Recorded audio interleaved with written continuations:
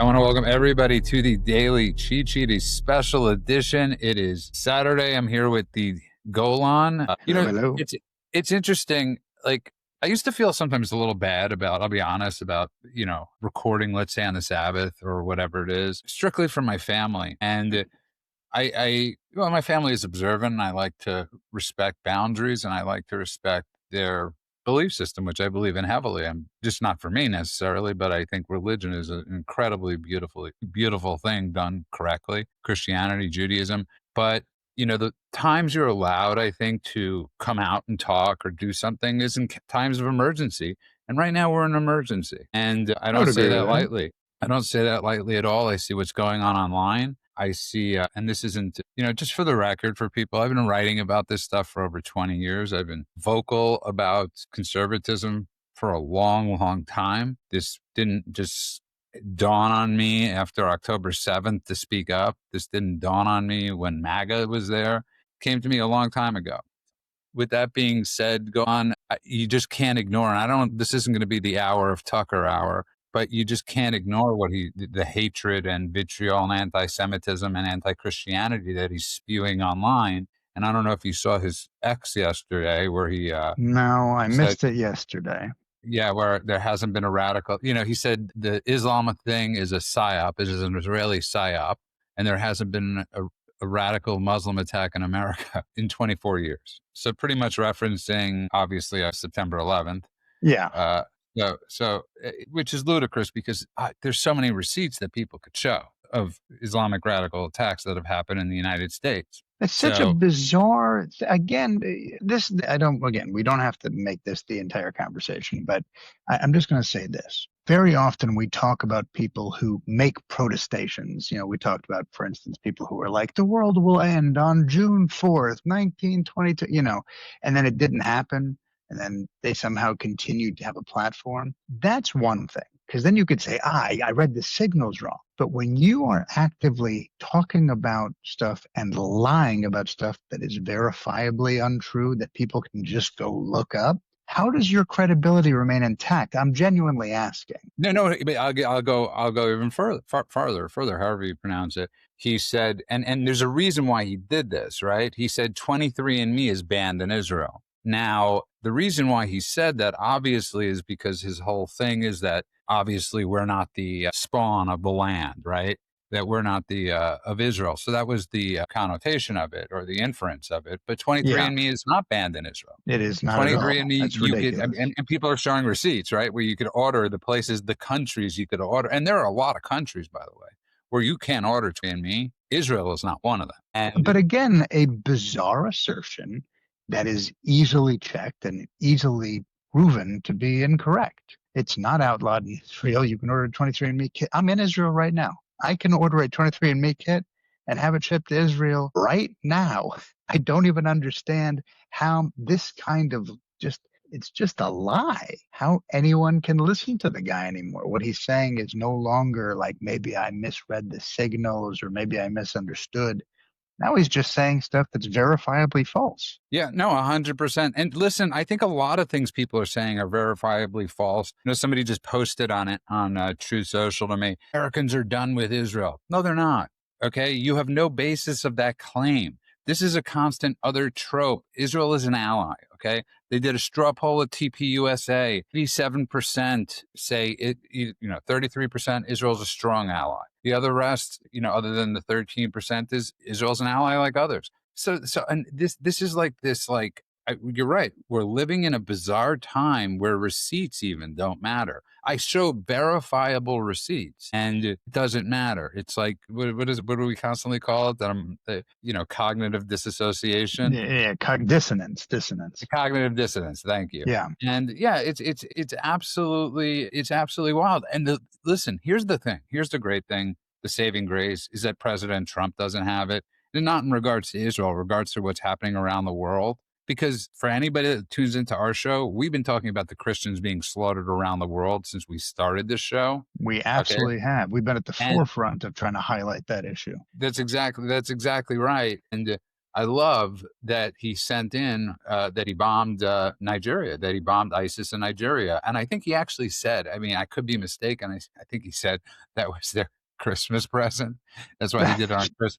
That's why he did it on Christmas Day. Or that could have, I'm not sure if that's 100% true. So somebody could fact check me on that. I'm extremely happy he did that, but he sees it's going around the world. People, receipts around the world. New Year's, they're closing up. There's no New Year's in France. I mean, all over the world, they're closing shop because of radical Islam. This is Well, not a joke. I mean, this is the thing, is that to pretend. Did Tucker, by the way, did he say the U.S. or did he say the West? Do you No, he said know? the United States. The In the United United States. States. Okay. So let me just point out And then that again, and you know what? Here's the interesting part: is they had a poll, I guess, at Turning Point, where they said, "What's the biggest issue?" And I think 90% said radical Islam, and his response to it was, "No, that's just not true." his So response was not just it's not true. He got on stage at TPUSA and admonished everybody. How dare you criticize and criminalize and otherize the radical Islamists? They're good, and the people you really have to hate are the Christian Zionists or whatever he said. The thing about it that's crazy is it hasn't been a week since they foiled three massive planned terrorist attacks on Los Angeles. That's in the United States. So is he saying if it's foiled, then it's fine? Like, because there are hundreds of examples of Islamist plots that didn't go through. Then there are also verifiable plots where they did go through. And does he start to get really, really narrow in his definition of what it means? no, it was an absolute blanket statement. But you know what I mean by that when Yeah, someone's like, my movie was the #1 movie that started with a P that opened in November and the third no, weekend and the like you his keep whole narrowing the point scope. his whole point to it was, and it was an interesting post because it would have been a great post if he didn't mention this crazy thing of a psyop with Israel, was Mhm. basically saying the biggest killer in America is fentanyl, drugs, porn. You know what I mean? Parents with watching their kids do porn, or only bringing up OnlyFans. That he Right. was that I agree with 100%. Is an extremely serious issue. But the first part where it's like, if you have to just everything with Israel, it's like Israel made me do it. That's like the excuse. You're going to see that all over online. Israel made me do it. Matt It's a Gates. true obsession, by the way. It's one of those things where, again, we talked about it before. I always use the Bill Maher quote, and I just changed the word. He said, "Racism's not like avocado. You don't have to put it on everything." And I just say, Israel's not like avocado. You don't have to put it on everything. It seems like no matter what they say, Israel's the answer. No matter what conspiracy theory they want to come up with, Israel's the answer. And so this is just yet another example of it. Israel made me do it. Israel did this. Israel did that. It is truly an obsession. And I think, of course, it's worse than an obsession, actually, because it also is a cynical cash grab. When someone like Megyn Kelly, who you can see, you can smell on her that she's just like, what's the popular thing? What are the popular kids saying? I'll repeat that. These people, some of them are straight grifters, some of them are psychopaths, some of them are paid off, and some of them just like the cheddar that comes with saying the thing that's popular amongst the popular kids right now. It's gross all the way across the board. And by the way, I want to thank David for correcting me. You're 100% right of what Trump said. What Trump actually said is, I said, hit them on Christmas Day. It'll be a great Christmas present. They got a very bad They got a very bad Christmas present. That's not better. That is just amazing. Wow. It's like it's like vintage Trump. Listen, I find we're living in. I was just having lunch with Ben Stein, and I said, how great would it be if Elon Musk walked into X one day and just went like this and pulled down the lever and just shut it off. And because I think even somebody like him right now, I think there are a lot of people, I don't really understand it, to be honest with you. It's like if you say Tucker the candy, are they so vested in Vance that they can't go against Tucker and Candace? I can't. I don't. For the life of me, I can't. And this is something I do for a living. I try to assess political strategy in situations, and I do it for people. I can't for the life of me go on, figure out the political calculus, because even if you say that 13%, which we could say is a safe number of the people that voted for Trump this time, I don't want to say MAGA, because I'll put Rogan and the Bernie bros in that. Even if you're talking about 7 million votes, Trump still wins pretty much. I don't get the calculus of of appeasement to 7 million people. I don't get it. But but you do get it. You do get it because it's straight fear, right? This is it's a paralysis where someone like Carlson, or Carlson specifically in this case, becomes untouchable. It's just because people are politically invested in what he's aligned with. It's unfortunate because JD Vance could very easily, as we've spoken about before, say, hey, you know what? He's been a friend for a long time, but he's gone off the rails. It's time for me to cut him loose, or, whatever he needs to say something. He hasn't said anything. Same thing TPUSA needs to say. But the fact that they don't is because he has a big audience and they're worried about what the reaction that audience might have will affect his political future or their nonprofit organization or any of the above. And so I think at this point, people are just terrified of criticizing him for fear that they lose a massive swath of voters. Well, not And it's cowardice, by the way, but it's disguised as loyalty. Yeah, I mean, listen, I agree with you 100%. But what I'm saying is the calculation doesn't make sense. Now, just to put it in perspective, I wrote an article for the Daily Caller, right? They had asked me to write Okay. something. I think the person on the other side was the now infamous Josh Hammer, and why I was saying why it was something about Trump, and it's on True Social. He liked it, and I kept on saying about DeSantis. There's only so many exit off ramps you have. And I was saying this, like, and obviously a much different situation. I like Ron DeSantis. Okay. This was not a knock on DeSantis. I was just saying every day he stayed in the race, in a sense, was a day he was killing his political future. I agree And with you. And by the way, I think the same thing applies here, right? Because what you're talking about is, let's say JD Vance tomorrow denounced Tucker. Okay, but let's play the calculus out, right? If he did that, obviously it would be noisy. It would be a whole thing. Tucker would rant about it. Some followers online would rant about it. It would be a noisy thing, but that noise would die down. There would be some temporary voter oh yeah, irritation, let's call it. But actually, I think very limited actual voter loss. And more importantly, possibly, not possibly, for certainly coming from my perspective and yours, long-term gains, because you're I don't talking about believe. that hardcore. Say again. What did you say? No, I think you're 100% correct. I Yeah, don't. I I don't even think it think just that. makes sense. I don't even think it's a question. Well, I don't even. you know why it is? Because people mistake online for real life, and the Yeah, hardcore Tucker first audience, they're loud, but they're small. They're relatively small. They dominate X. They dominate, now pod sphere, bro, whatever you yeah, call whatever it. you want to call it. They dominate comment sections, but they don't dominate ballot totals. And that's the thing people forget. They think that online or X is real life. The loyalists, the real Tucker loyalists, they're locked in Republican voters. They're hardcore Republican. Are they going to start voting for AOC? Is that a realistic thing they're going to do? I don't even think it's a possibility. I mean, I imagine think. if it's Listen, JD Vance versus AOC. Are they going to vote for AOC? I agree with you 100%. I think what you're saying is 100% true. And was a big argument. I used to say, listen, I brought this up on the show. I can't stand what the what the Democrat Party became. Yeah. Not going to lie. I'm not going to, I think, there's certain things I could say Obama did a decent job with the economy. Yeah, I wasn't but what they did to the right, the persecutions and the prosecutions and everything Oh yeah. that they did, I spoke up about that. But again, at the same time, as I saw the rise of the AOCs and all these people, I was screaming, this is like not real life. Get these Yes. people under control. This is like, Yes. and I always use the example of a controlled burn, right? It's like you can't, think you can control a fire. Okay.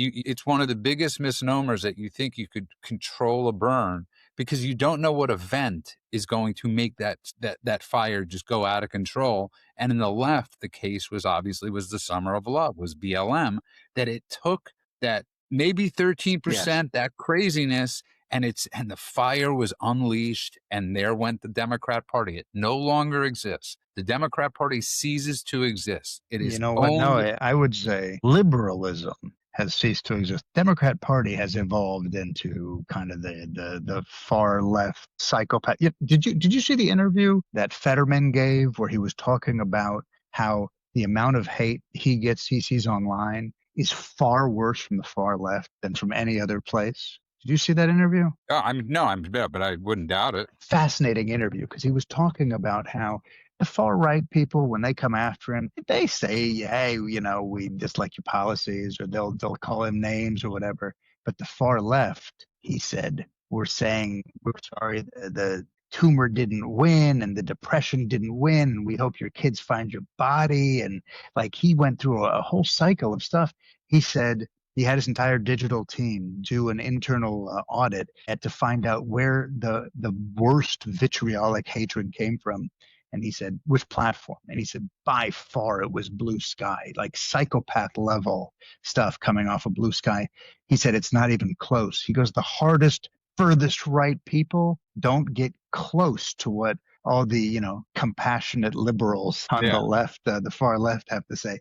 So you think about that. And these are the people that are online. You're talking about, again, to go back to the JD Vance thing, in any of these cases, if you were to say, I'm going to go against my far wing, whichever side, realistically, you have some short term loss, like a 1% to 3% soft enthusiasm dip online. We're not talking about actual voters when I say online, an important note. But think about what Vance would gain. And by the way, this goes for the other side too. You're talking about credibility with suburban conservatives. You're talking about credibility with independents. You're talking about credibility with like the normie Republicans who are just tired of all this BS and all these personality cults and all this online vitriol where Candace Owens suddenly becomes someone that you can actually listen to despite her ranting like a lunatic. If you go against Tucker, I'm going to use just this specific thing, you actually are going to reassure donors that you're not just going to swing where the media outrage cycle goes. You're going to reassure institutional Republicans. You're going to, you know what? More importantly, you're going to reassure policy-minded and policy-focused voters. And the people who are actually motivated to vote are those that actually pay attention to this stuff. So to me, it only makes sense. It's interesting you say that because I was talking with a friend of ours. I was texting with him, and he made a comment, and he was bringing up Mitt Romney, and he said like I'd rather vote for Mitt Romney at this point, and a rhino like Mitt Romney, and I said, listen, I said to him, the names we've used are so convoluted at this point, Yeah. like. But to your Fetterman point, Ben Sass, I don't know if you saw this story, who was a never Trumper who left the Senate because of Trump, sadly Right. announced that he's dying of stage 4. He has stage 4 pancreatic cancer. Yeah, I As saw that. much He said it was like a death sentence. I saw yeah, that. yeah. And as much as I disliked how anything, the last thing when he made an announcement like that brings me any joy. I feel nothing but prayer for Ben Sass and his family. Listen, he's a politic, he debated politically. Okay. It was always politically. It wasn't a Rob Reiner type thing. And not that I think that's a good thing. So let me No. clear that up. But when I see the Ben Sass thing, who is the definition of what people would call a rhino, I don't wish anything bad on somebody like that, anything remotely close. But you're right though. You see with the Fetterman thing, and by the way, that's even in my private conversations. Even in my private conversations, I would be like, "Go, Ben Sass deserves what he," you know what I mean, or Yeah, anything no, like no, that. no. It was like there's only one time I had that thinking was with Patton Oswalt. I got to be honest. That was the only time I've ever had that type Wow. of That's anger. dark. Was when he might have, yeah, where I was like, she just wanted to get away from you. That was the only time. I didn't say that out loud. I'm Oof. saying that out loud now, but that was the only time because he had such hatred towards people on the right, I felt no empathy. And and and here's a good rule: when you get into a place like that, don't do a podcast, don't write an article, No, obviously. don't. That's coming from a dark, dark Yeah, place. yeah, that's coming from a dark place, and I don't want to be that. I just don't want to be that guy. But listen. All things being said, what is it? All things being equal, the mission to destroy Israel has extremely backfired. That's the Whew, that's the irony in all this is Israel's actually stronger now, and not with the U.S., but in the that's world right. stage and Worldwide. worldwide than they were pre-October 7th. So that's the irony, is that everybody, first of all, the $110 billion they're going to invest in their own infrastructure as far as the arms race goes. Brilliant That's right. move. You got this Somaliland, recognizing Somaliland. And what is that, by the way? That's because there's two Somalias, right? There's like Somalia's been broken apart 3 times. There's like two separate ones, I think. Somaliland is on its own, and Israel is recognizing Somaliland as a So state. it's funny because my dad asked me the same question. He goes, "Is that part of Somalia? Is that this, that?" And there's a whole thing to it, basically. And it's political calculus you're doing here. It's on the northwestern horn of Africa, okay, and it's got basically no actual, until now, basically no international recognition. They do claim to be independent from Somalia, and there's a whole thing where it was the British, like the British mandate, like if you go look at the map, it was like this was the French mandate, this was the British mandate, this was British Somaliland, which was a separate colony from Somalia, which was Italian run, or Italian, it was an Italian mandate. So they made it independent actually in, I think, the 60s or something like that. I just read about this at Shabbat dinner last night, or last night as we were But talking about. But if I'm not mistaken, there's been a few breakoffs of Somalia. There have Well, been. there was a civil war there in '91. After the Civil War, the whole thing just collapsed. And when that happened, Somaliland was like, "We're going back to our original borders, back to when the Brits ran us, and we're declaring independence."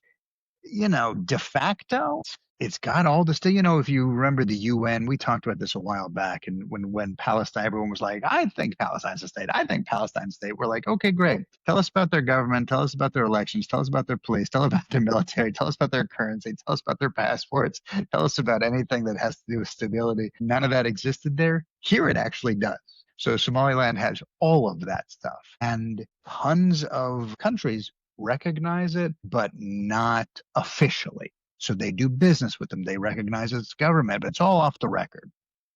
And, no UN membership, no, the United Nations can't recognize it. The African Union can't recognize it. Da, da, da, da. And Israel's the first one to be like, yeah, we're going to go ahead and just officially recognize it. And it's the first time. I mean, they've been dealing with the UK, Somaliland, for years, but they've always been like under the table, not saying it out loud. This is the first country to say it out loud. It's sort of funny because it does sound like a theme park, but it's just it's interesting as we announced this. That it came across Somalia's Al Qaeda linked terrorist group Al Shabaab vowed Saturday to fight any attempt by Israel to claim or use parts of Somaliland following Jerusalem's recognition, not Israel, but Jerusalem's recognition That's of the right. breakaway territory. We will not accept it, and we will fight against it, Al-Shabaab said in a statement. Now, I would take them very seriously on that, and Yeah. I would have zero issues if Israel were to send in troops to Somaliland to help protect them, just like they have in Syria right now, which is another interesting thing because Syria Yeah. only has. Listen, this guy is not long for life, Al-Jalani. No, agreed. I mean, it's just not long for life. Can we just go back for a second to the Al Shabaab thing? When you said in their land, it's not in Somaliland. Al Shabaab has not infiltrated Somaliland. They've infiltrated Somalia, Yeah, right? yeah. Just like the Houthis infiltrated Yemen, and Eritrea is like the worst place on earth, and all of that. One of the things that's really interesting is Somaliland itself, this independent faction that left Somalia. It's anti-jihadist. It's anti-Iran. They have completely kept all Islamic terror groups out. They have no ties to Iran there. They fight extremism like tooth and nail. They do all this cooperation with Western states and Gulf security services. Like they're a strong ally for this, and they're well positioned to fight against all of the like you said, the Al-Shabaabs and the Houthis and Iran and the militia proxies and everything else. Very interesting, not to mention that they're right on one of the maritime choke points, one of the most important maritime choke points on Earth. I don't remember the name of it, but yeah, this is one of those things that you don't hear about, and then suddenly everyone's talking about it, and you're like, how did I never hear about this? But it's actually a really big deal. It's like 12% of the global trade passes through this strait that is right by Somaliland. So yeah, so I think that was a brilliant move they did. They did a brilliant move too with getting together with Greece and Cyprus, Oh, and wonderful. which is a tremendous strategic move. So like listen to the people out there. I love Mark Levin, and I love the fight that Mark Levin. I mean, I've never 68 years old, and I brought this up, and that dude is going after people right and left, right and left. I mean, he is just calling out everybody. I don't know how he has the strength at 68 to do this and to tweet as quickly as he is. Yeah, But at the end of the day, this is just being on the right side. And there are a lot of yeah, countries that want to be on the right side. Sadly, there are a lot of Americans that don't want to be on the right side or that don't know the right side. But put it like this, to put it in the most basic level, pick an area to live in, Jewish, Muslim. Okay. Where do yeah. you want to own them? Where do Simple. you want to own a home? Dearborn, Bergen County, Patterson, Forget. You know what? Midwood, I won't even Brooklyn. say. I won't even say specific places. Do you want to go live in a majority? And I'm not even saying Islamist. Okay. I'm saying Muslim, come after me.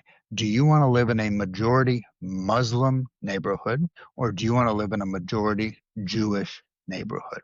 That's the question. Think about that. And if you're truly answering the question, especially when that question has been posed to some of the worst Jew haters that exist on earth, and all of them have said, yeah, I'd still rather go live amongst the Jews because I'm not an idiot. I'm a hater. I'm a racist. I'm a thousand other things, but I'm not an idiot, and I'm not going to put myself at risk. Everybody agrees with that, except for the people that are the Muslims who are living in that neighborhood. No, 100%. And Or you, every once in a while, you get one of those people who's like, I'm fighting for Palestinian rights, and they go and they actually move to Gaza. I mean, they find their body a little while later, but they've done it. So there are a couple of people who go against what I'm saying. I gotta give them props. Years ago, I wrote an article called "Protesters Without Borders," where I think it would be great, like if all the protesters go to those places. I mean, as we say in Judaism, call a kavod.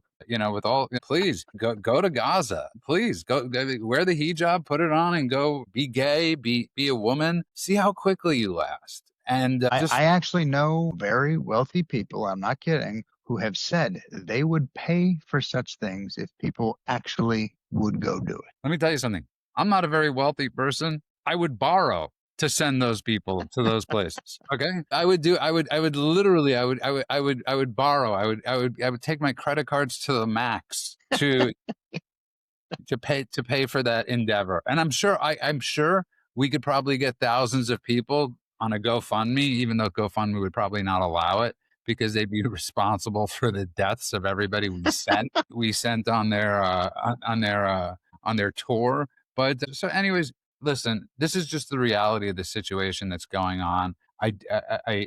Mend often thinks JD Vance is very smart. I've questioned that. I have to. I was on the phone with somebody before. Maybe he's book smart. Well, I don't know. I honestly, I don't.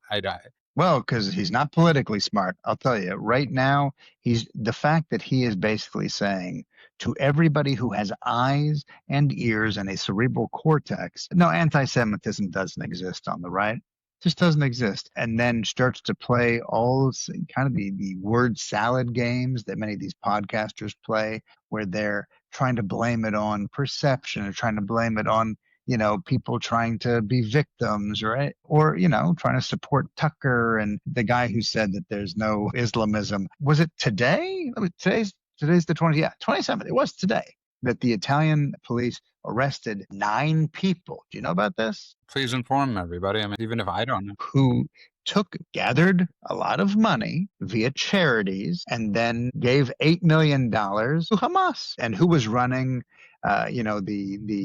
the guy, the nonprofit organizations doing this, Mohammed Hanoun. So There you go. Well, also, I Another. mean, it's also important to remind people that they arrested. The UK has been arresting people that have been calling out that all of a sudden saying you're anti-Hamas is hate speech. They've allowed back into the country that Allah, whatever that crazy psychotic person, welcoming him back in. I mean, Starmer Yeah, literally. And I think it's really important for people to, it was the other day, right? I want to make sure I'm factually correct and it wasn't an old picture that he got off the plane from Washington with the Joy Division shirt. I And didn't see that, but I wouldn't be surprised at this yeah, point. yeah. And for people that are not familiar with what Joy Division is, it was obviously a band, but it was part of Nazi Germany. It was part of in the camps where the women would get raped. They would call that where the women would get raped and beaten. And brilliant for a British band to take on that name, but it goes in line with most British entertainers. So yeah, so that's Joy Division. And this is after, obviously, however you pronounce the I Bone I just year. I just looked it up, by the way. Yes, it was November of this year when Anthony Albanese, the Prime Minister of Australia, stepped off the plane wearing that shirt. And it was after the attacks, I believe. Oh yeah, this is November 4th. So I don't remember the timeline offhand, but this is, I mean, it's just a profound failure of judgment, as I believe one person called it. And yeah, I can't say it better. Yeah, I mean, look, and this is the world. So people really have to start making their decisions and choices and being really wise about this because it's interesting. Somebody like brought up like on one of our Substacks, like we, the amount of time I've been talking about assimilation. I've been talking about this for 20 years. I've been writing about it for 20 years. This issue with assimilation in America or lack of assimilation in America, and it's such a weird thing in another case of like to witness what's going on in Europe and France and Germany and all these places, and then to say in America we should be okay with it while we're looking at those countries that have lost their souls, have lost their countries to radical Islam, and Yes, then to not say, well, it can't happen here. We're better. We're better. Look at New York City. They just hired a lesbian, and God bless my brother-in-law who just got out of the fire department after 30 years, who just retired, like not because of anything. It just, it's 30 years in and he moved. And with my sister, of course. And they hired a lesbian fire chief who's never been that as the head of the FBNY, who's never been wasn't a fire, not in the fire department. Not literally, we are watching insanity. We are watching a mayor of New York catered to the worst of the Islamic population that's known to man, regards to Linda Sarsour. And I encourage people to Google these people. So when you hear the names, when you hear who these people are, you don't think it's just like a couple of Jews that are scared, You go look at what's going on in Dearborn. It's not just a couple of Jews over here that are scared. I'd be that's scared if I right. were a Christian. I'd be screaming this if I'm an American. Every American should be screaming on top of their lungs. What's going on in Minnesota with the Somalis is not right. Okay. This is not good stuff. Okay. We are in that red flag danger zone right now. 100%. And look, you're talking about the New York, oh man, the Mamdani transition team popped into my head as you were saying that, and Yeah. I just had I just want to just touch base with everybody. Have you been paying attention? I'm asking our listeners as much as I'm asking you. Have you been paying attention to who he's been putting on his transition team? Because it is a Dante's Inferno, like fourth circle of hell kind of crazy level stuff. Half the people they've got the mile long, not that I'm someone who likes to go dig up old tweets or something like that. But when the tweets are still coming and they're just anti-Jewish, anti-Israel, anti-minority tweets over and over again, you're like, did you see the press conference where they asked him, some of the people on your transition team have said it's okay to murder Israelis on October 7th. That was justified. And his answer was, there's a wide range of political opinion on my team.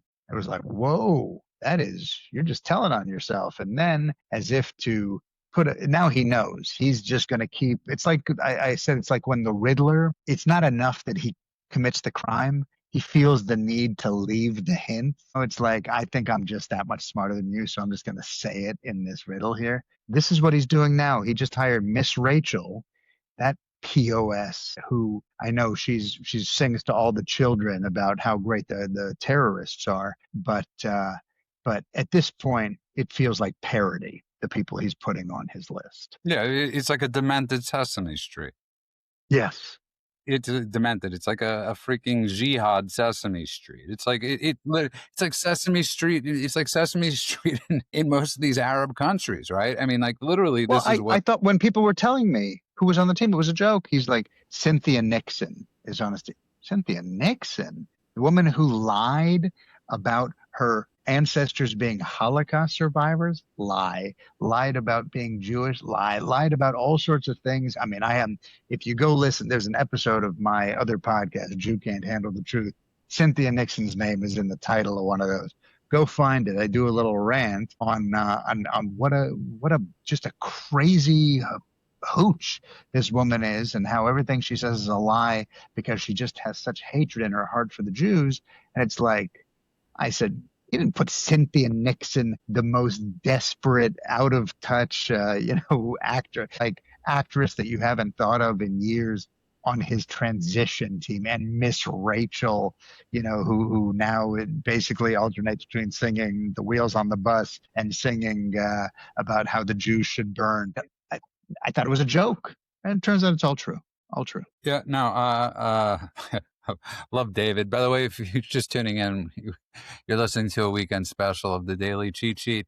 We're going to be doing as many shows this week as possible. Paul being in Israel, the dude being on vacation. So we'll be here every day, rain or shine, even if it's just me and some other nut. But if you're listening to this via audio, you could also follow us on Rumble and YouTube at the Daily Cheat Sheet. And I just want to say, I don't do clickbait. So the title is not these titles do well on YouTube and stuff with a lot of hate, but they're not done for clickbait. They're done because that's what I believe. I'm not on this anti-grifter warpath because of clickbait. Lord knows we'd make a lot much more money if we wanted to make money on this, if we took the reverse course. Okay. If you notice, people making the most money and the most profitability aren't the ones getting the $7,000 checks that I'm still waiting for, but are the people like Yeah, Megan who do I Kelly's. write to? I say nice things about Israel. I didn't even know we could get paid for it. I'm just trying to do the moral truth and reality thing. But if someone wants to send me a $7,000 check, I'll take it. So I mean, there we are. I mean, like I've said since the beginning of the show, the last thing I want to be talking about is Israel, but they just can't let it go. It's like they just simply cannot let it go. And it's like these grifters, these it's so lazy. It's such Yeah. laziness. And if I were Trump, and I know, and I could, I don't know, I could imagine he's livid right now. And I discussed this maybe with you the other day, Amanda. Like these people should be out there spreading the gospel of all the good things that he's achieved in the 11 months and change that he's been in office. And they're wasting their time on Yeah. this crazy boogeyman. It's like absolutely, well, it is what it is. You're talking about which people should be spreading the gospel. You're talking about the people in the pod sphere? Yeah. If you're Megan Kelly, who claims to be a MAGA person, like which we know she's not. She tried to derail Trump in 2016, right? Right. Talk about the accomplishments. Talk about the economy getting better, because it is getting better. And you know what? It's funny. I'm talking to Ben Stein. He's saying it's getting better, and he's an economist. Okay, but Ben is an honest broker, balls and strikes. Is it getting better as quickly as you're the one that said brilliantly? And I posted this on Truth. It's a lot easier to gain weight than it is to lose it. Right. Okay. And I absolutely love that analogy when it comes to the economy. So, No, but I think anyone who's being honest, and by the way, I don't mean this as in people are dishonest. Some people really don't understand this. They think that when Trump says, I'm going to turn the economy around on day one, they actually expect that they're going to log into their Bank of America account and they're just going to see more zeros, or they're going to look at their, I don't know, Bitcoin numbers or their tax portfolio and it's just going to be exploding, or they're going to go to work and get a raise that day. Like they think it's just that simple. But what he meant, and what every politician who says this frankly means, is that's the day I'm going to implement policies that will begin to take some kind of have an effect in the long term. And it takes time for those policies not only to be entrenched, but for them to have the actual ripple effect that whatever they're going to do is going to affect. And by the time you're done, then you will see the results. But to get mad because the policies have been implemented, but the results haven't come yet, means that you're not being realistic about how long this process takes. And it really is. I mentioned this to you, maybe on the show, maybe offline. I don't remember, but I was at the gym not long ago and a guy walked in, must have been 400 bills. Like the dude was large and he was working out and he was doing it, really dedicating himself to it, sweating his ass off. And I thought to myself, like, good for you, because you know you're not going to see the ultimate results right away. You'll see these minor, minor, minor movements until finally one day, if you keep at it, you'll be able to look in the mirror and go, oh my God, look at the difference.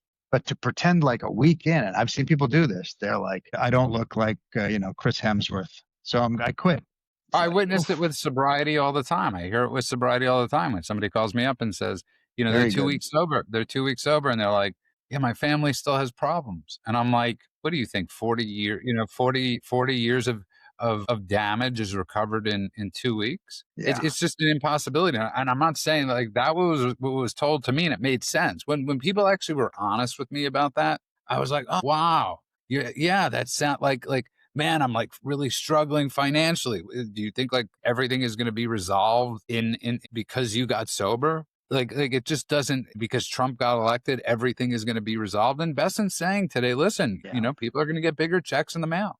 Their tax returns are going to be larger. So, Yeah. li- I mean, it's, by the way, don't blow past this. I think this is actually important that they're actually saying there is a chance that the tax returns that people are going to get this upcoming year are going to be substantial. They're going to be really meaningful, and I don't think we should blow past that. I think what Besant said. I think he used the word gigantic, right? yeah, I love Besson. I love Besson. I really do. I really every time he speaks, I think everyone feels a little better. Yeah. But you're talking about just due to the Trump's retroactive tax cuts, right? That people could be getting $1,000, $2,000 refunds just due to those tax cuts. That's not nothing. That's nothing to sneeze at. And I think that people need to recognize that this is part of that movement we're talking about. Again, if you are broke and you get hired at a high paying job, you still got to wait 2 weeks till your paycheck comes, right? It's not instant. Nothing is instant. Keep thinking of as many metaphors as you can. I'm talking about to our listeners here, so you can recognize how long things take, even when you have the solution in hand. It's never as easy as it sounds. No, and it's also important to remember, it's like even when you start a podcast or even when you start anything, it's like just because you've had successes, you often forget about all the work you put in. And this goes to everybody that's built something or anything Yeah. and had success. You've obviously done a ton of movies and you forget sometimes how much work you had to put into those movies. That to get a movie made is so difficult. I mean, trust me, I think getting a movie made is harder in those days, especially than a job that Besant has to do.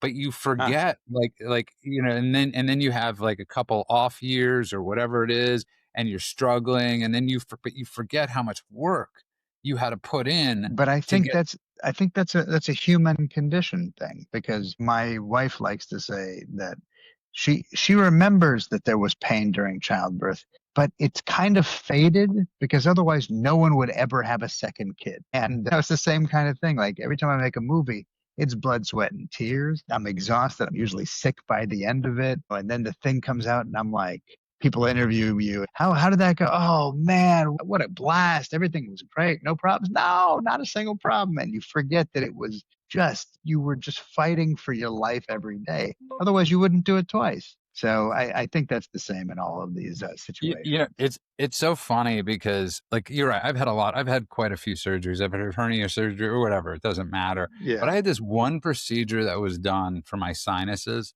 not an, I didn't have a nose job, obviously. But where they stick this, That svelte thing you've got on your face is all natural? it's for people that have sinus infections. They stick like this ball up your nose, and it is a rough. But here's the thing: when you Oof. get the form, like it says, you should, if you expect this, you could expect this. It's like they gave you a form of like the one person that had zero side effects to this thing. Like literally, you can't blow your nose for 3 days, okay? And for the first 7 hours, not to be at least 7 hours, you're literally blood, and God. and you can't blow your nose. You're like, and so anytime anybody ever like talks to me about that procedure, I'm like, nah, I really wish like that pain ain't worth it. You know what I mean? Like, but Ugh. I forget the pain of all the sinus infections I've had, and thank God I've been, it actually worked. But man, that was one hell of a painful procedure. And we're going through a hell of a painful procedure right now because people are still It's a struggling in really our good country. way of putting it. Thank you. Well, every once in a while, people are really struggling. We're not negating that. Okay. Yeah. People are absolutely struggling. I was listening to, we both love the Killers, and the Killers have made like 13 Christmas songs, Christmas albums, Christmas songs. And, so I love listening to the Killers Christmas songs. I listen to them, I think, all year. But there's Hmm. one that is called Boots, and it's about, and I encourage anybody to watch it that's struggling, because it's about, obviously an alcoholic or whatever that, it's Christmas and he's separated from his wife and kids, and, God intervenes. Obviously, he's talking to God in the beginning, and just to get home. And it's a really cool, important music video that I just absolutely adore and love. But people are struggling. People are in pain. I'm not negating anybody's pain. I think that's the one thing they could do a little bit better is, instead of doing the side by side, say, we get your pain. People are struggling. This is an absolute struggle for Americans right now. This is You something you and dollar I it. have talked about a lot, is the message, right? Is if they can let people feel like they're actually listening, if they can tell people that they actually feel their pain, but not just in a lip service kind of way, if they can let them know that the reason why we're implementing these policies, the reason why we're making these changes, the reason why we're trying to affect these elements is because we hear you. The more people are heard or feel heard, the better they feel about you, and the more likely they are to keep coming back to you. That's just a Yeah. fact. Yeah, it's called empathy, and it's like, listen, Yeah. I go back to the sobriety thing. I'm like one of those. I'm very blessed that I don't ever forget what it was like when I walked in. I don't remember. I Yeah. don't forget my last day of sobriety, and I don't my last day of drinking, and I don't forget my first day of sobriety and my first, 60 or 90 or 100. I don't forget it. It's one of those things. It's like if somebody says to me, talks to me about drinking, right?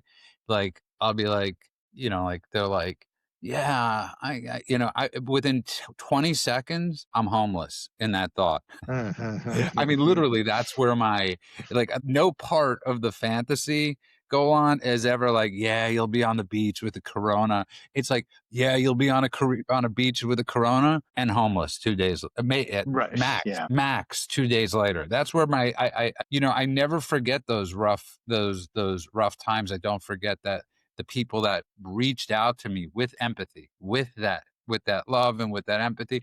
But listen, this is what it is, and this is something where I think with somebody like JD Vance probably would be extremely do well at carrying this message from the background where he comes from. I mean, especially, actually, it's very interesting because you're using this as a parallel, and I think it's a really brilliant parallel. Because I was thinking about my time when I used to sleep in my car when I was trying to make it in the industry, and I didn't have any money, and so now that's why. A, why I became a professor, one of the reasons, and B, it's the reason why, whenever possible, I am constantly mentoring and helping and trying to give a leg up to people and hooking people up with stuff in the industry, because like nobody did that for me, and I wish I could be that person for somebody else. But I love your comparison. I think it's a really strong one. And when you think about JD Vance coming from where he comes from, this actually kind of makes it a little worse. He knows when you have to hold them and when you have to fold them when it comes to someone that you love.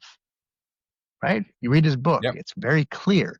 He understands that there was a certain point when he had to actually walk away from certain people, despite the familial connection, even, or he had to at least dissociate himself for fear of his own falling into the void, right? And here he's actually faced with a parallel situation to the one that he lived and wrote about and became famous as a result of. And he's making the wrong decision. So it's actually very interesting when you put it that way, because now I can't unsee the parallel and I can't unsee the cowardice in the decision not to make the strong decision that he already has made in the past. No, I'm glad I could be of service to that. But no. I mean, it's a very interesting thing. I mean, Yeah. listen, it's a very weird thing when you think about it. Because I've had to give up friends in sobriety. Sometimes out of my own stupidity, but oftentimes because I had to save my ass. And one of my closest friends, I had to give up because I didn't like the path I was on, and he ended up dying. And Wow. you know, Sorry, man.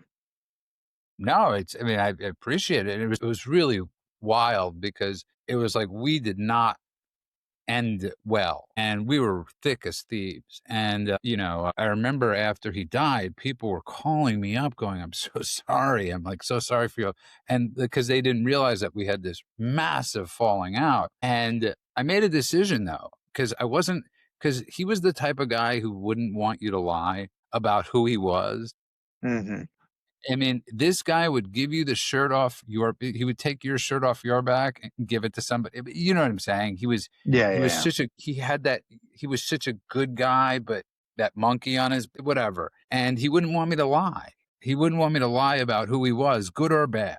But so it's just a very interesting thing. Like you have to in life be a grown up and say who's good for you, who's not good for you. And I got to be honest, later in life, I've made the decisions that relationships that I really want, I really have to work on. Not obviously in my romantic life, but in my friendship life.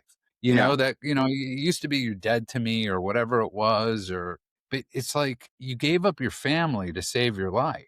We're not asking you, JD, to give up your family to save your life. We're saying to you, give up the people that are bad for you for the sake of this country and probably for the sake of your own family. Like what are you like? What the hell are you doing? This guy, I mean, Tucker Carlson, his defense of Tucker Carlson, he was more passionate about that than he was about passionate about defending his wife. It's mind boggling.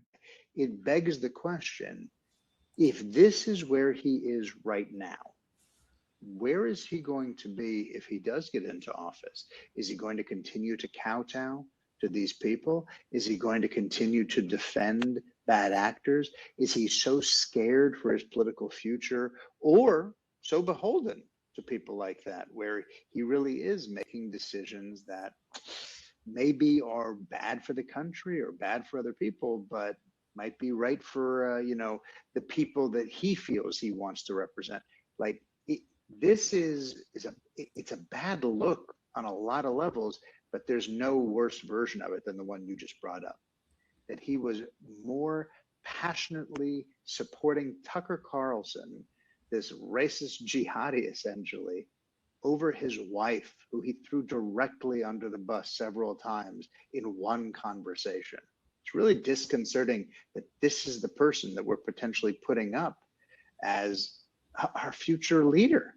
Yeah, it's really wild to me. And I listen. If I were to meet JD Vance, I'd be nice, and I would say the exact same thing. Okay, Absolutely. and I would say it from a person coming from love. Okay, not out of this isn't like I'm coming at you. If I hated JD Vance, like if I really didn't like him, I wouldn't be having this conversation. And I mean that. I mean that in an honest to God sort of way. I agree. I think he's a good guy. I do. I don't think he's a bad guy. I think he's lost his way in some ways. Like Tucker, bad guy. I think JD has got caught up in a situation that I don't think he knows how to get out of. And so otherwise I wouldn't. Listen. Yeah, obviously I have a horse in the race because we're conservatives and we're Republicans, but I think he's gotten caught up with the bad crowd. It's like he's gone. He's like you really believe that that's the case? What? You really believe that's the case, that he just is like has been convinced to go along with the whatever this peer pressure is, as opposed to this is something I think he's come from such a place in his life where, you know, when you look at him in 2016, you know, and you look at obviously the weight, and we've both had weight issues, and you know, his calling Trump the Hitler thing in 2016, and I think he probably has. Listen, I'm not going to play armchair. I mean, I could play armchair therapist of the insecurities that he probably has, and that we all have, and think to himself, you know, well, Peter Thiel believed in me, or these people believed in me, or they propped me up, and I definitely think he's at a bizarre sort of crossroads. Listen, we to put it in perspective, because I don't want to. This could go on forever. To put it in perspective, like I said, we're both Killers fans, right? So, you know, when you listen to Wonderful, Wonderful, right, which was one of their albums, and it's all about him dealing with his wife's postpartum depression. But literally the whole, you know, and he's dealing. The whole album is he going to be able to survive his marriage? It's literally the whole album of Wonderful, Wonderful, minus a few songs, of course, you know. But that's what, and then Imploding the Mirage is him celebrating that him and his wife made it through, right? The next album after that. And, you know, so I look at, and he's been, by the way, he's been very open about this. This is not something that's like, there's a whole song on it about suicide, about not committing suicide, that was used by the suicide hotline. And this isn't like a semi-secret. So yeah, I think we all have these things, these fears of not being the popular or whatever it is, except for Trump. Trump's the exception to the, you know, but yeah, I truly believe in my heart that he's in that place. That's just my humble opinion. I don't look at him as a hate. I hope you're right. I hope that this is a phase. Yeah, I mean, I don't know. I honestly don't know.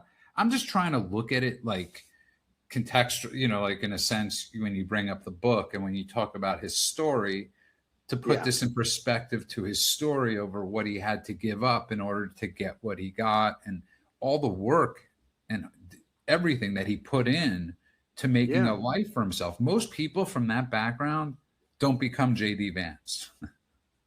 They don't. True. They simply do not. But then once they become J.D. Vance, they forget what made them in becoming J.D. Vance. So, you know, listen, I loved Marco Rubio, you know, I'm not politically always, but I love the comeback that he's had, right? He's evaluated his life. Politicians have to do this sometimes, right? When Nixon supposedly lost, quote unquote, lost, with the help of the mob to Kennedy in '62, he went on a mission to read and to grow his mind and to do all that stuff. You have to grow. And maybe he got it too soon. Maybe this is all too soon for him. So maybe, look, again, I would love nothing more than to be proven right or wrong here. I would love nothing more than for him to come out and denounce all the bad actors and to say, you know what, I missed the anti-Semitism. I now see it. I missed the hate. I now see it. I missed the lies. I now see it. All of these things, right? I feel like if he says all of that, I'm not going to hold a grudge. I want him to be the guy. I want any of these people that I feel can actually do it to be the guy. Right now, I don't feel optimistic. And again, I hope I'm wrong. Yeah, no. I'm not saying I'm like Mr. Brightside over here, like where I'm like thinking like he's, you know, that this is going to happen. But in my heart, I believe, listen, I call it what you will. I mean, there's just a gut feeling I get from him that I get what it's like to be part of a crowd where you want to fit in. I understand what it's like. I understand what it's like Fair. to That's not fair. have. I understand what it's like to not have. I understand what it's like to want. I really, I do get all those things, and maybe I'm being kind in the hopes of, I um, feel like you are, but that's okay. There's nothing wrong with being kind. yeah. I mean, listen, I'm just looking at his story. I'm just honestly, just simply looking at the story. If you read his book, if you watch the movie, that was supposedly him. I'm going to trust him that that was him. And I look at his life. You know what my biggest issue with Obama was? My biggest issue, and I'll never forget, was this: was that whole cop thing, and when he divided the country with race. I would have had Hmm. so much respect for him if he would have said, "Look at me," to the black community. I'm black, and I'm your president. Okay, enough with the complaining. Enough with the reparations. Okay, this is the only country where I could become president. This is the only country in the world. I would have said to Obama, "Holy crap, good for you!" Like, you know what I mean? Like being like the Cosby without the rape. You know what I mean? Like actually speaking the truth to the black community. I Right. would You're have said, talking about the idealized version of Cosby.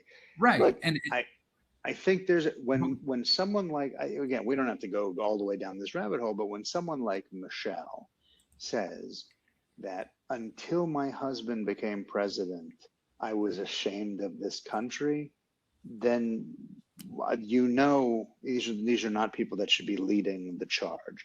And when you hear Obama get into office and then start perpetuating all of the things that are actually going to break apart race relations that were on the right upswing and had been for many years, and all of the downfall that has happened in terms of race relations has happened from the point when Obama got into office, and then it just has plummeted since then. You know that they weren't trying to unite the country. It's very simple. The minute you tell me that I am supposed to, and this is, of course, what liberalism now says 100% of the time, you are supposed to divide everyone up and see them only by certain minority characteristics or certain immutable characteristics. You know that nobody who says that is trying to unite the country. I have had this argument with friends of mine who for years agreed with me that color blindness was the way to live your life. It's the way I taught my children. It's the way I lived my life. I didn't care one way or the other about that. And then one day, one of them had been convinced, I'll never forget this conversation, had been convinced and said, no, I want you to always notice that I'm black. I want you to always notice this. I want it to weigh in on everything that you think when you think about me, and every decision you make when it comes to me, that has to be part of it. And I was like, I'm not allowed to just think of you as my friend, or I'm not allowed to just think of you as a dude or a human being or anything like that. And it was like a vitriolic no. And that was the moment I knew that we would no longer be close. So that to me is just what tears society apart. I was just thinking of, like, as a kid, my mother would get the black and white cookies. I only like the white part. I, and she would have the dark part of the cookie. Like, uh, I can't imagine with him that conversation. Do you that want to take, conversation would not have gone do you well. want to take the other half of this cookie? But no, getting back to it, it's like I can't for the life of me understand why people that should be so, first of all, thankful to God for where they've ended up. Thankful to God because it is God. I truly believe that in my heart and soul that God plays a huge part of this. To Yeah. be proud from where you come from. There's nothing wrong with going back and thinking about your hillbilly roots. Okay. There's nothing embarrassing about it. There's nothing. His mother is, thank God, is going to be 11 years sober. There's nothing embarrassing about your past. Be yourself. Don't be these other numbnuts. Okay. Don't be these miserable pieces of garbage. Okay. Don't be them. And that would be my message to JD Vance is like, be you, man. Be that hillbilly that made it out, that's got the most amazing story, that was a hit movie, that a hit book that people loved. Be that guy If you're that Agreed. guy, if JD Vance is the hillbilly and gets back to his roots, he wins the presidency like that. Like that. I agree with you. I agree with you. I agree with you. And you know what? Here's hoping. Here's hoping that whether it's him or Rubio or anyone else, that the person we get is someone who gets back to who they really are and not who they're trying to show the world that they are. Because that's all I'm looking for these days is That's what Trump is. authenticity. That's what Trump Yes. is. That's why people love Trump, because you could see him working at a McDonald's. When he's doing the McDonald's ads, you know how badly that could have come across? If it was anybody, he could have come across like Michael Dukakis wearing that stupid helmet, or was it John Kerry on the bicycle? That's how badly Trump could have come across, or when he did the garbage truck thing or all that. Trump is a hard hat billionaire. Okay. He has never lost where he is and who he comes from. And he always loves the way he talks about his dad and the hard work and all that stuff. He has never lost that. And that's what makes Trump special and unique. And I wish to God, I pray to God somebody like JD gets on that message, gets on that train, doesn't say that, in conservatism, we don't shut people out. That's ridiculous. Okay. That's we've been doing that forever. Okay. That's what we would call rhinos. And, so, there we are. You're splitting screens. No, my computer jumped for a moment. It keeps giving me errors, but no, I agree with you. That authenticity is what drove him into the White House, and that authenticity is what drove him into the White House the second time. And that authenticity is honestly something that you can't fake it. You can't fake it. Which begs the question: why would you not follow the leader? Like, why would you not follow I don't understand it. I don't understand this idea that Trump has changed the game of what it means to be a politician. He's turned the game into what it means to be a human. Now, some people might not like Trump's being human. They might not like his Christmas message to the people in Nigeria that he decided to sandblast to save the Christians. Okay, he might not like that message. Okay, they might not like his Rob Reiner eulogy. Okay, they might not like that. But you know what? I don't care. That's who Trump is. Okay, I would rather Trump share his Rob Reiner eulogy than be somebody that he's not. Okay, I would rather have him say, "This is your Christmas." I might quibble with that one a little bit, but I understand your point. Can I tell you something though? Listen, again, I go back to my friend Mikey. Here's the thing about with that Trump message with Rob Reiner. Rob Reiner, God bless his soul, didn't deserve to die. Obviously, was a mean son of a bitch. Okay, that guy what he tried to do to Trump, what he called Trump supporters, was not good guy.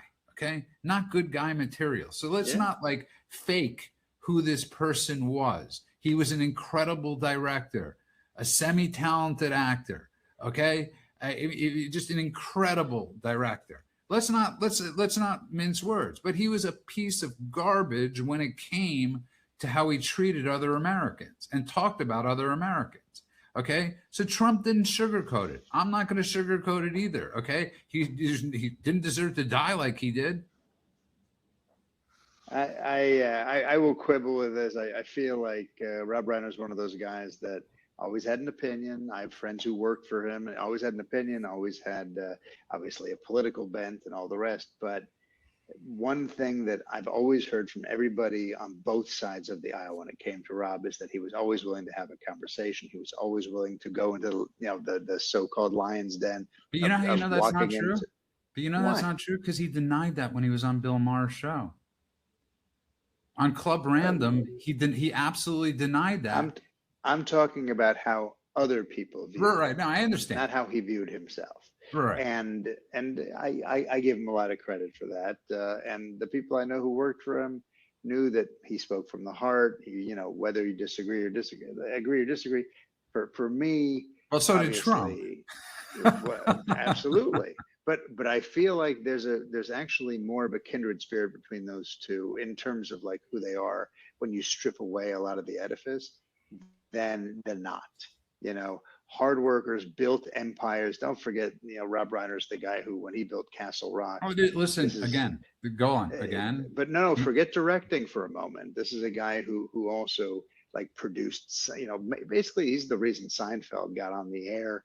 You know, all of this stuff that he did as a producer too. And I happen to think he's a better actor than you do, because I just love him in When Harry Met Sally, and of course I loved him on All in the Family and all of that. But for me, it is a major loss, and of course, just from a film perspective, it's a major loss on a TV perspective, but also everyone I know who knew the guy, and I can't claim to have known him in this way at all, but they speak nothing but positive on both sides of the aisle.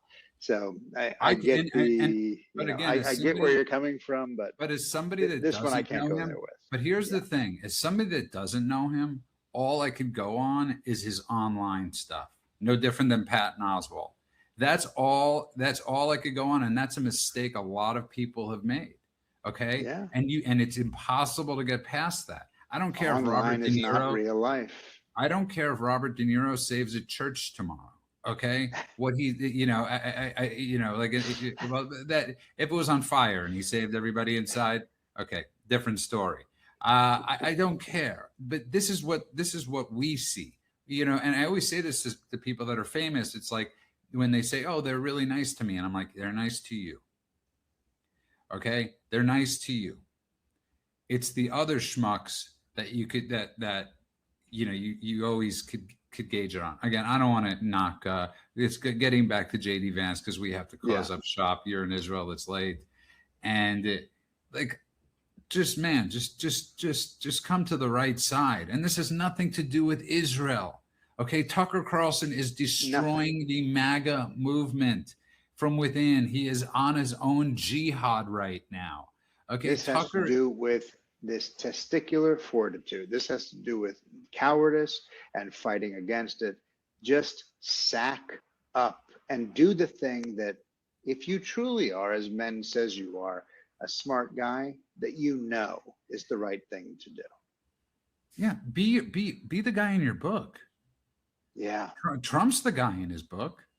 I mean, 100%. Trump's the guy in his book. JD, be the guy in your book. Get back to the basics, man. You're a guy that got through something most people never get through. Okay, that should be your message to the American people. Plain and simple, my humble opinion. And if he could get back to his roots, and obviously I'm the king of wishful thinking here, because you know where we both know where each other stands. Anyways, we definitely have run out of time. And I wasn't knocking, by the way, just so you know, I think Rob Reiner did incredible work. And I also I've always said, I don't think he ever got over the fact that, you know, he was meant really to be the star of All in the Family. And, you know, him and Sally Struthers were meant to be the stars. Carol O'Connor was meant to be, was supposed to be the supporting character. Right. And he became the star again. And obviously they left the show before it ended. And I don't think he ever necessarily got over that. That's interesting. It's the same thing with Gary David Goldberg, who created Family Ties, and who talks about it. He's still angered that Michael J. Fox was the hero of the show. That Alex P. Keaton, he was supposed to be the punchline. Right. The parents, Michael Gross and Meredith Baxter, Lifetime channel Bernie, was meant to be were meant to be the stars, and they hated him because of it. Okay, so it's like you could do this all day. Family Matters with Urkel, and believe me, there's 1,000 shows where the person you intended to be the punchline turns out to be more interesting, charismatic, popular than the people that you thought were your protagonists, and the show shifts as a result. Hey, if you don't want someone to be charming, you know, don't cast Michael J. Fox. What can I tell you? Yeah, and don't cast Carol O'Connor, and it's the same thing with you know, Gordon Gekko, right? Listen, I was talking to a friend of ours. I was saying, like, I walked out after I saw A Few Good Men. Brilliant directing job by him. And so was the American President, right? Oh, and he managed to take a script from an absolute crazy psychotic leftist. I think we could all agree about that, with Aaron Sorkin, and made a really good movie. But I was talking to a friend about A Few Good Men, and I was sitting there, I remember, rooting for Jack Nicholson. Okay. I was sitting there going, Jack Nicholson's 100% correct. But by the way, you can call Aaron Sorkin a crazy wild leftist, and this conversation's gone on longer than it needs to. But I will say, the brilliant thing about Aaron Sorkin is that, except when he gets so far up his own keister that he starts doing things like The Newsroom, where he forgets that there's another side of the equation, where he just only one side, and he just goes vitriolic. Sorkin is someone who recognizes his own bias. And the brilliance of what he did with American President, the brilliance of what he did with The West Wing, the brilliance of what he did with A Few Good Men. Night. And Sports Night, absolutely, is that he said, I know which side I personally agree with.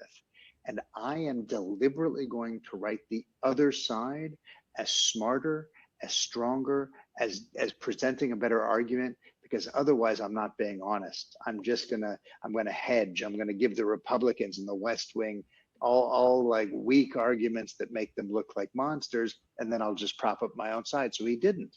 He had Moira Kelly come in at the beginning of the show when it was really the Rob Lowe Moira Kelly show, and he had everything that came out of her mouth be the smartest thing that anybody said on the show. She was the Republican, and all the liberals on the show had to then keep up with her intellectually.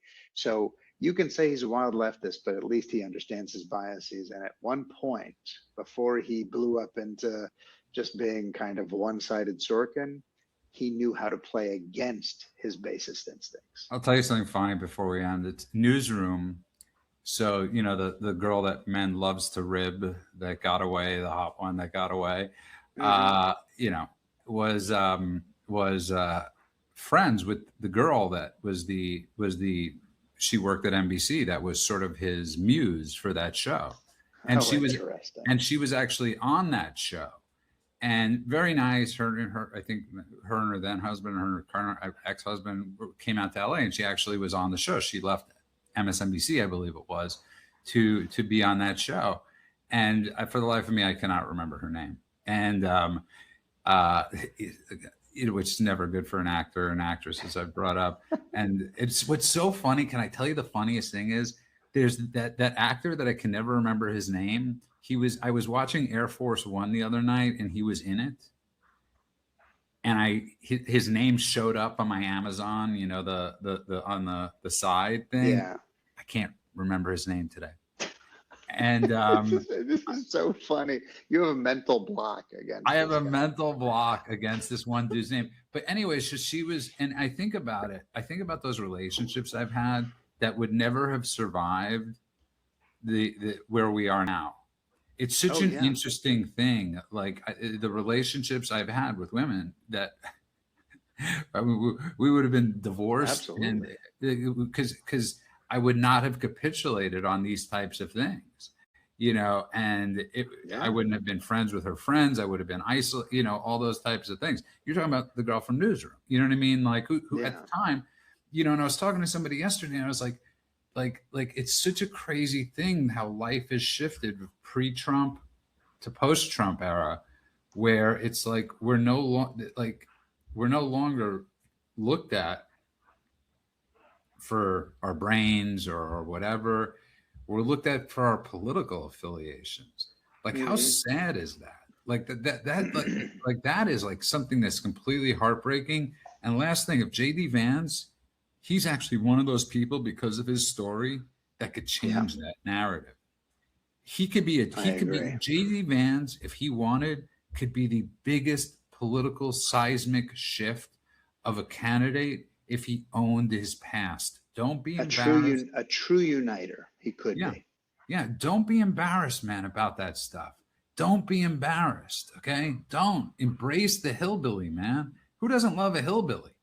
I mean, like, my God, look, Theo Vaughn's got a career because he's a hillbilly. And Number 2 podcast in the world at the moment, as of the last count. And now he decided to go political, but embrace yourself, man. And on that note, I know we've run out of time. How is it out there? The weather is crazy in Israel, right? It's been raining just for the last couple of days, but before that, literally, I was at the beach in the water. I'm jealous. Christmas Day, I will send you a photo, not for our listeners. This one's just for you. It's me frolicking in the water on Christmas Day. Perfect weather. I just got somebody in the ranch wrote, I have my reasons for not liking certain hillbillies, but they ain't all bad. Thank you for that. Yeah, thank you. To be clear, I should point out whatever photo I'm sending, Judah, I'm totally clothed. I realize how that sounds. Now, this is not from our viewers. This is just for you. Yeah, it's a weird one. Just so you know, there's two things I never want to see from another man. One is that, and I got to be honest, I hate when guys send emojis. It drives me nuts when men send emojis, other than a thumbs up. Other than a thumbs up. I don't want a smiley face from a guy. I don't want any sort of anything from a guy. I find it to be bizarrely odd. You know you're going to get a lot of emojis from me now, right? It's just weird. It's just like a weird thing. First of all, I'm not the biggest. I don't love text. We have to text because of the difference in call time and all that stuff. So we have to have longer conversations. But for the most part, if you lived in the States, we would not be texting as much. I'd be like on the phone with you after the second or third text. Okay. We had a text strand conversation yesterday where I couldn't figure out heads or tails if you were doing the show with me or not. Okay. That's how confusing it got. Okay. We had literally 10 texts that would have been resolved over the phone in half a second. You do sound a lot like my 84-year-old father. Before we sign off, I want to say one last thing, and then you got to say your sign-off sentence, which is I saw a movie called Marty Supreme that I just adored, and I thought I would just let our audience know it is bizarre. It's from the guys, or from one half of the guys who made Good Time and Uncut Gems, and it has a lot of that manic energy. But Timothy Chalamet, love him or hate him, it's one of the best performances of the year. Gwyneth Paltrow is amazing in it. It's truly excellent. Highly recommend. Just wanted to throw that out for our crowd. Okay, and just before you go to sleep, okay, he's another one of those people that I can't remember. I could see his face, and I would see him on the street. You're talking about Chalamet? Yeah, I would not know who that. You're one of 4 people who wouldn't. Everyone else would nod him as the biggest star in the world. Don't get me wrong. I had the same thing with Amy Adams. Okay, like I had listen. That's just me. Can I tell you a funny story? You want to hear a really funny story? Make it quick. Okay, so I was at an Oscar event with Ben. I'm not going to say who threw the party or whose party it was at because everybody hates that person. And we got to see Snoop Dogg perform, which was awesome at the event. And, I was talking to this girl there, and she was married. We were talking, and she said, I have to be up really early in the morning. So I'm not joking. So I said, do you do the weather? I swear to God, I don't know why I said, do you do the weather? She said she was in it. I was like, do you do the weather? And she said, no, I have to be on set. And I'm like, oh, I'm really sorry that I don't watch any TV other than Monk and Forensic Files. Oh, and she was on like one of the biggest shows in America. And I was like, no, I'm really sorry. And she's like, no, it's totally cool. And by the way, my husband's in the military, so you guys would probably be able to talk a lot. And so it was just like one of those things. I don't know why I said, oh, you're a weather girl. Like, that is hilarious. That's a perfect you put your foot in your mouth situation. Yeah. She loved it. She thought it was hysterical. And like, what are you like? Oh, weather girl. Anyways, on that note, it's great to see you. I will see you Monday. No, Monday is probably the night you will not see me. I am taking the first night away from my son with my wife since he was born. Okay, so I won't And see you we on are, Monday. yes. So just so our crowd knows that I'll be in good hands. So will I see you on Tuesday? Yes, sir. Okay. On that note, I want to thank everybody that's been listening. Man, I needed to have this conversation today because I've been living too much, by the way, in, posting land. Online. Yeah, online, that I knew I had to have like a real conversation I'm with glad real we people. chatted. Now go take your dog out and touch some Okay. grass. I want to thank everybody that's been listening. I want to remind everybody you can find us at the Daily Cheats, getting a haircut in the morning. I want to remind everybody you can find us at thedailycheatsheet.com. I want to wish everybody a good morning, afternoon, and night world, wherever you are. God bless you all.